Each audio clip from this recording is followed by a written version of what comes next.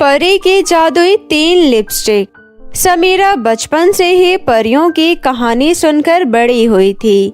समीरा जब 8 साल की थी तब उसके माता पिता की मृत्यु एक यात्रा के दौरान हो गई थी। समीरा की सारी जिम्मेदारी समीरा के चाचा और चाची को उठानी पड़ी। समीरा के चाचा चाची समीरा को बिल्कुल प्यार नहीं करते थे। समीरा के चाचा चाची की एक बेटी थी जिसका नाम वैशाली था। वैशाली का रंग सांवला था और उसके चेहरे पर बहुत सारे मुहांसे थे। समीरा वैशाली से दिखने में बहुत सुंदर थी, इसलिए संगीता और प्रभु राम कभी भी समीरा को पसंद नहीं करते थे। वैशाली समीरा को बिल्कुल अपनी छोटी बहन की तरह प्यार करती थी। समीरा के माता पिता के बाद वैशाली ही थी जो समीरा को परियों की कहानी पढ़कर सुनाती थी। देखते ही देखते दोनों बड़े हुए, लेकिन समीरा के चाचा चाची का वैशाली और समीरा में भेदभाव जारी रहा। उठ जा वैशाली बेटी, आज मेला लगा है, तैयार हो जा, मेले में घूमने जाना है। चाची जी, क्या मैं भी तैयार हो जाऊं? अकल नहीं है क्या? अगर तुम्हें छोड़कर मेला घूमने जाएंगे तो तुम्हारे दादा दादी हमें 4 बातें नहीं सुनाएंगे और तुम क्या बोलने के बाद ही तैयार होना शुरू करोगी? अपने मन से समझ नहीं आता? ठीक है माँ, सुबह सुबह अब चालू मत हो जाना, हम तैयार होकर नीचे आ जाएंगे, आप जाओ। मेले में समीरा और वैशाली झूले में बैठकर बातें कर रहे थे। काश मुझे भी परियों की तरह पंख लगे होते तो मैं भी झट से उड़ने लगती। हाँ, ये कैसे भूल सकती हो कि वो परियों की कहानी है। परियां बस कहानियों में ही मिलती है, असली दुनिया में नहीं। लेकिन दीदी, आप ही तो बचपन में कहानी सुनाती थी कि परी सबकी इच्छा पूरी करती है। अब हम बड़े हो चुके हैं समीरा, बचपना छोड़ो, परियां असली दुनिया में नहीं होती। मेले से घर आने के बाद भी समीरा बस अपनी बहन की बातों को सोच रही थी। दीदी ने कहा है कि परियों की दुनिया जैसी कोई दुनिया नहीं होती, इसका मतलब परियां होती ही नहीं है, तो फिर हमें बचपन में कहानी क्यों सुनाई जाती है? तभी समीरा की चाची वहाँ आकर उससे कहती है, 1.5 उम्र की हो गई है पर अभी तक परियों की कहानी में खोई हुई हो। मेरी वैशाली को लड़के वाले देखने आ रहे हैं, ये कपड़े लो और उसे पहनाकर अच्छे से तैयार कर देना। जी चाची जी। और दूसरी बात, भगवान के लिए गलती से भी लड़के वालों के सामने मत आ जाना। इस बार फिर से अपनी बहन का घर मत उजाड़ना, चुपचाप रसोई में अपना काम खत्म करना। इतना कहकर संगीता वहाँ से चली जाती है। वैशाली को कई बार लड़के वाले देखने आ चुके थे, लेकिन वैशाली के रूप रंग को देखकर सभी ने रिश्ते के लिए मना कर दिया। लेकिन सभी ने वैशाली की छोटी बहन समीरा के लिए रिश्ते का हाथ बढ़ाया, इसलिए समीरा की चाची हमेशा समीरा पर गुस्सा जताती थी। कुछ देर बाद वैशाली को देखने के लिए लड़के वाले भी आ जाते हैं। वैशाली बिल्कुल तैयार होकर उनके सामने बैठी हुई थी और समीरा चुपके चुपके उन्हें रसोई घर से देख रही थी, लेकिन उन्हें वैशाली बिल्कुल पसंद नहीं आती। लड़की का रंग तो बहुत सांवला है और चेहरे पर मुहासे भी निकले हुए हैं। आप चिंता मत कीजिए भाई साहब, रंग तो कुछ दिनों में ही खिल जाएगा और मुहासे तो दवाई से भी ठीक हो जाएगी। तभी नरेश की नजर समीरा पर चली जाती है। पिताजी, मुझे वो लड़की पसंद है जो बहुत देर से हमें रसोई घर से छुप छुप कर देख रही है। प्रभु राम जी, आपकी कोई दूसरी बेटी भी है क्या? हमारे पास तो एक ही बेटी है, वो तो हमारी। प्रभु राम कुछ बोल पाता उससे पहले ही संगीता कहती है, वो हमारी नौकरानी है। क्या आप लोग एक नौकरानी को अपने घर की बहू बनाना पसंद करोगे? आजकल के जमाने में आप कैसी ऊंच नीच वाली बातें कर रही हो बहन जी? शादी के बाद तो वो हमारे ही खानदान की हो जाएगी ना। हमें तो वो लड़की बहुत पसंद है। उसके बाद समीरा सबके सामने आती है। समीरा को देखने के बाद शंभुनाथ जी समीरा के साथ अपने बेटे नरेश का रिश्ता तय कर देते हैं और वहाँ से चले जाते हैं। उस समय समीरा शंभूनाथ जी को कुछ नहीं कह पाती, लेकिन इन सब से समीरा बिल्कुल खुश नहीं थी। वैशाली का दिल टूट जाता है और वो रोते हुए अपने कमरे में चली जाती है। वहीं दूसरी ओर संगीता भी समीरा को खूब खरी खोटी सुनाने में कोई कसर नहीं छोड़ती। किस मनहूस घड़ी में तूने हमारे घर में कदम रखा था? जब से आई है मेरी बेटी की खुशियों को खा रही है। 50 लड़के आ चुके होंगे, लेकिन इस समीरा को देखकर अपना मन बदल लेते हैं। सच सच बता, तो जानबूझकर सबके सामने आई थी ना? नहीं चाची जी, ये आप कैसी बातें कर रही हो? मैं भला दीदी का क्यों बुरा चाहूंगी? हे प्रभु, या तो मुझे इस घर से उठा लो या फिर मेरी बेटी की शादी होने दो। जब तक ये कलमुही इस घर में रहेगी तब तक हमारी बेटी की शादी नहीं हो पाएगी, मैं कह देती हूँ। हाँ। इतना बोलकर संगीता और प्रभु राम वहाँ से चले जाते हैं। समीरा अपने मन में खुद को अपनी बहन की खुशियों पर ग्रहण की वजह मानते हुए अपने घर से चली जाती है। चलते चलते समीरा अपने गांव के पुराने किले के पास आकर बैठ जाती है। सही ही तो कह रही थी चाची जी, मैं ही मनहूस हूँ। आज भी दीदी का रिश्ता मेरी वजह से नहीं हो पाया, लेकिन लड़के वाले मुझे पसंद करके गए, इसमें मेरी क्या गलती है? परियां क्यों नहीं होती? अगर कोई परी होती तो वो मेरी मदद जरूर करती। समीरा वहाँ अकेले बैठकर रो रही थी और कुछ देर बाद ही समीरा को एक आवाज सुनाई देती है। क्या तुमने मुझे याद किया? समीरा हैरानी से चारों ओर देखने लगती है। तभी उसके सामने वो अदृश्य आवाज की आकृति प्रकट हो जाती है। वो कोई और नहीं बल्कि एक परी ही थी। क्या मैं कोई सपना देख रही हूँ या मेरे सामने सच में कोई परी खड़ी है? तुम कोई सपना नहीं देख रही, तुमने मुझे याद किया, इसलिए मैं तुम्हारे सामने खड़ी हूँ। इसका मतलब परियां सच में होती है? हाँ, और तुम्हारी स्थिति देखकर तुम्हारी भावना का पता लगाया जा सकता है। अब बताओ मुझे क्या हुआ है? उसके बाद समीरा रोते हुए परी को शुरुआत से अपनी सारी कहानी सुना देती है। सब सुनने के बाद परी समीरा को 3 जादुई लिपस्टिक देती है। ये लो समीरा, 3 जादुई लिपस्टिक। तीनों लिपस्टिक 3 अलग अलग किरदार निभाती है। इसका पता तुम्हें जरूरत के समय ही चल पाएगा। जिसकी जैसी सीरत होगी उसे वैसा ही फल मिलेगा। और याद रहे, ये लिपस्टिक एक बार के इस्तेमाल के बाद गायब हो जाएगी। ऐसा बोलकर परी गायब हो जाती है। परी कहाँ गायब हो गई? इतनी सारी पहेलियां बुझाकर मुझे उलझन में डाल गई। समीरा परी की दी हुई 3 लिपस्टिक को लेकर अपने घर जाती है, लेकिन समीरा की चाची ने समीरा के लिए जाल बिछाया था। समीरा की चाची एक क्रीम में केमिकल मिलाकर समीरा को लगाने को देती है। कहाँ थी तू बेटी? मुझे माफ करना, मैंने कुछ ज्यादा ही डांट दिया। देखो मैं तुम्हें खुश करने के लिए क्या लाई हूँ, ये क्रीम। अब इस क्रीम को जल्दी से लगा लो। वो क्या है ना, होने वाली दुल्हन सुंदर दिखनी चाहिए ना, और तुम तो पहले से भी सुंदर हो। समीरा अपनी चाची के काले मंसूबे से बिल्कुल अनजान थी, बल्कि वो तो इस बात से खुश थी कि उसके चाची के मन में उसके लिए प्यार की भावना उत्पन्न हुई है। समीरा खुशी से चाची से वो क्रीम ले लेती है और अपनी बहन के पास जाकर उसे परी की दी हुई जादुई लिपस्टिक दे देती है। मैं तुम्हारे लिए ऐसी कमाल की चीज लाई हूँ जिसे इस्तेमाल कर कर कहोगी, वाह क्या बहन मिली है मुझे। वाओ समीरा, लिपस्टिक तो बहुत सुंदर है, लेकिन मेरे चेहरे पर ही नहीं जचेगी। पहले से कैसे सोच लिया कि नहीं जचेगी? एक बार लगाकर तो देखो। अपनी बहन की बात मानकर वैशाली उस जादुई लिपस्टिक को लगा लेती है। लिपस्टिक लगाने के बाद वैशाली बिल्कुल परियों की तरह खूबसूरत दिखने लगती है। ये देखकर वैशाली तो बहुत हैरान थी। तभी समीरा अपनी बहन की तारीफ करते हुए उसे जादुई लिपस्टिक की सारी कहानी सुनाती है। भगवान तुम्हारी जैसी बहन सबको दे, तुमने मुझे मेरी जिंदगी की सबसे बड़ी खुशी दी है। दीदी, खुशी तो मुझे भी मिली है।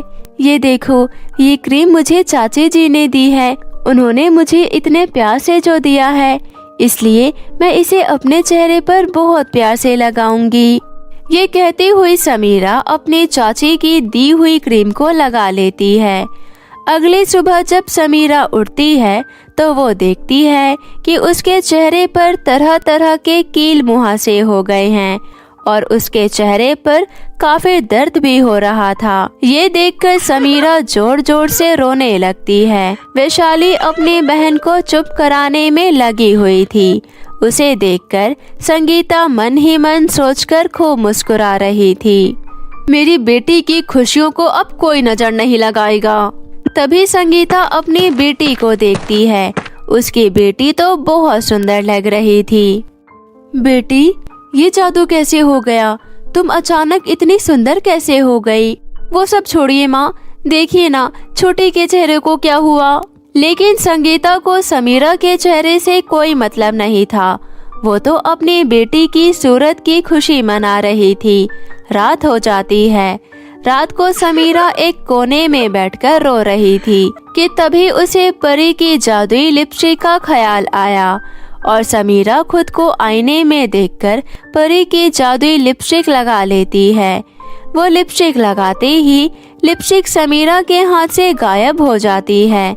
लिपस्टिक लगाते ही समीरा बिल्कुल पहले की तरह सुंदर लगने लगती है। परी की जादुई लिपस्टिक ने तो कमाल कर दिया। मैं फिर से पहले की तरह दिखने लगी। संगीता छुपकर समीरा को ये करते हुए देख रही थी। तो ये राज है, लिपस्टिक लगाकर इतनी सुंदर दिखती है। अब मैं इसकी लिपस्टिक ही चुरा लूंगी। इसके बाद फिर से उसका चेहरा बिगाड़ दूंगी। उसके बाद समीरा अपनी बहन विशाली को अपना चेहरा ठीक होने की खुशखबरी सुनाती है। दोनों बहनें खुशी खुशी सो जाते हैं। सबके सोने के बाद समीरा चुपके से उनके कमरे में जाकर जादुई लिपस्टिक चुरा लेती है। 2 जादुई लिपस्टिक तो पहले से ही गायब हो चुकी थी। अब अंतिम और तीसरी जादुई लिपस्टिक बाकी थी, जिसे संगीता चुरा लेती है। संगीता अपने कमरे में जाकर उस लिपस्टिक को अपने हाथ में पकड़ रखी थी।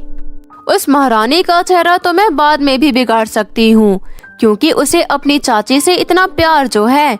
क्यों ना मैं इस जादुई लिपस्टिक को एक बार अपने चेहरे पर लगाकर देखती हूँ, उसके बाद तो मैं भी गोरी दिखने लगूंगी। लेकिन संगीता का मन बहुत काला था और इसलिए संगीता उस लिपस्टिक को लगाते ही बदसूरत दिखने लगती है। उसके चेहरे पर बड़े बड़े काले धब्बे हो जाते हैं और उसका चेहरा पीला पड़ जाता है। संगीता जोर से चिल्लाती है। उसकी आवाज सुनकर गोपाल की भी नींद खुल जाती है। उसकी आवाज सुनकर गोपाल की भी नींद खुल जाती है। गोपाल संगीता को देखते ही जोर से चिल्लाता है और इतना शोर सुनकर दोनों बहनों की आंख खुल जाती है और वो फौरन अपने माता पिता के कमरे में आते हैं। माँ, ये क्या हो गया आपको? पता नहीं बेटी, मैंने तो इस समीरा की क्रीम में ही केमिकल मिलाया था। मुझे लगता है कि इस कलमुही की ही कोई चाल है। इसने लिपस्टिक में कुछ मिलाया होगा। अरे भाग्यवान, तो तुम्हें लिपस्टिक चुराने क्या जरूरत थी? आप चुप रहिए जी। ये सब सुनकर समीरा मन ही मन सोचती है, परी ने कहा था कि लिपस्टिक का कार्य परिस्थिति के अनुसार ही होगा और वैसा ही हुआ। मैं अपने पहले वाले रूप में वापस आ पाई और दीदी पहले से ज्यादा सुंदर हो गई। लेकिन चाची का मन तो बहुत काला है, इसलिए उनकी सूरत भी काली पड़ गई। वैसे माँ, अब तो मुझे लगता है कि आपके चेहरे पर भी पोछा मारना पड़ेगा। वैशाली की बात सुनकर सभी हंसने लगते हैं। चुप करो, बस भी करो, मेरी सूरत, हाय राम। इशिता अपने मामा मामी के साथ रहती थी। उसके मामा की भी एक बेटी थी जिसका नाम पूर्वी था। पूर्वी दिखने में बहुत खूबसूरत थी और इशिता बिल्कुल उसके विपरीत। पूर्वी इशिता को बिल्कुल पसंद नहीं करती थी, इसलिए वो आए दिन अपने मम्मी के कान भरती रहती थी। मम्मी, ये काली बिल्ली बिल्कुल नहीं पसंद मुझे। जब भी इसको देखती हूँ ना, मेरे सारे काम बिगड़ जाते हैं। मेरे लिए बहुत मनहूस है। एक तो आप लोगों ने इसका एडमिशन मेरे कॉलेज में ही करवा दिया है मेरी सुंदरता देखो, अगर ये मेरे साथ कॉलेज जाएगी तो इतनी सुंदर होने के बाद भी लोग मेरा मजाक बनाएंगे। मैं भी इसे बिल्कुल पसंद नहीं करती हूँ, लेकिन तेरे पापा की वजह से मुझे तेरे कॉलेज में इसका एडमिशन करवाना पड़ा। मैं तो कभी भी नहीं चाहती थी कि तेरे कॉलेज में इसका एडमिशन हो। तेरे पापा ने तो बिल्कुल तेरी जगह दे रखी है इसको। जो तेरे लिए करते हैं वो इसके लिए भी करते हैं। मेरा बस चले तो मैं इसे अभी के अभी धक्के मार के घर से निकाल दूँ। पापा इसे ज्यादा चढ़ा कर रखते हैं, लेकिन आप इसे चढ़ा कर मत रखना। घर के सारे काम करवाना, इसको काम में इतना बिजी कर देना कि ये मेरे साथ कॉलेज जा ही ना पाए। इससे मेरी इंसल्ट नहीं होगी। ये सही कहा तूने। मैं अभी जाकर उसको सारे काम के बारे में बता देती हूँ। इतना बोलकर रीना इशिता के कमरे में जाती है और बोलती है, क्या किताब लेकर बैठी है? बर्तन पड़े हुए हैं, जाकर धो ले। अब से पूरे घर की सफाई भी तुझे ही करनी है। मामी, आपने मुझे अपने घर में रहने की जगह दी और मेरा कॉलेज में एडमिशन करवाया। आपका इतना एहसान है मेरे ऊपर। मुझे घर की सफाई करने में कोई परेशानी नहीं है। मैं हर रोज सारी सफाई कर दूंगी। इशिता अपनी किताब रख देती है और घर की सफाई करने चली जाती है। इसी तरह कुछ दिन बीत गए। हर रोज रीना काम के बहाने इशिता को घर पर ही रोक लेती थी, जिसकी वजह से कई दिनों से इशिता कॉलेज नहीं जा पा रही थी। ये देखकर पूर्वी बहुत खुश होती है। एक दिन रीना बोलती है, इशिता, मैं और पूर्वी पार्टी में जा रहे हैं, इसलिए पूर्वी का गाउन निकाल दे और इसका अच्छे से मेकअप कर दियो। मैं भी आप दोनों के साथ चलूं? मेरा भी बहुत मन कर रहा है। तुझे अपने साथ हम अपनी बेइज्जती करवाने के लिए ले जाएं? पार्टी में इतने रईस लोग आएंगे और उनके सामने हम इस कार्टून को लेकर जाएंगे। तू आईना देखना भूल जाती है क्या? आईना देखा कर, तुझे तेरी असलियत हर रोज पता चलती रहेगी। तू इस घर की नौकरानी है और नौकरानी मालिक के साथ पार्टी में नहीं जाती है। तुझे मैंने इस घर में काम करने के लिए रखा है। आज के बाद कभी भी ये सोचने की जरूरत नहीं है कि हम तुझे अपने साथ कहीं लेकर जाएंगे। ये सुनकर इशिता उदास हो जाती है, लेकिन वो रीना को कुछ नहीं कहती है। उसके बाद इशिता पूर्वी का मेकअप करने लगती है। मेकअप हो जाने के बाद पूर्वी बोलती है, मैं जब पार्टी में चली जाऊंगी तो मेरे पीछे से मेरे किसी भी सामान को हाथ लगाने की कोई जरूरत नहीं है। ये मैंने अपनी लिपस्टिक रखी है, इसे तो बिल्कुल छूने की जरूरत नहीं है। ये बहुत ही ब्रांडेड है। मैं तुम्हारे कमरे में सिर्फ सफाई करने आती हूँ। मैंने कभी भी तुम्हारे मेकअप के किसी सामान को हाथ नहीं लगाया है, फिर अब क्यों लगाऊंगी? इतना बोलकर इशिता रीना के पास जाती है और बोलती है, मामी, आप दोनों पार्टी में जा रहे हो, इसलिए आपने मुझे खाना बनाने के लिए नहीं बोला, लेकिन मैं क्या खाऊंगी?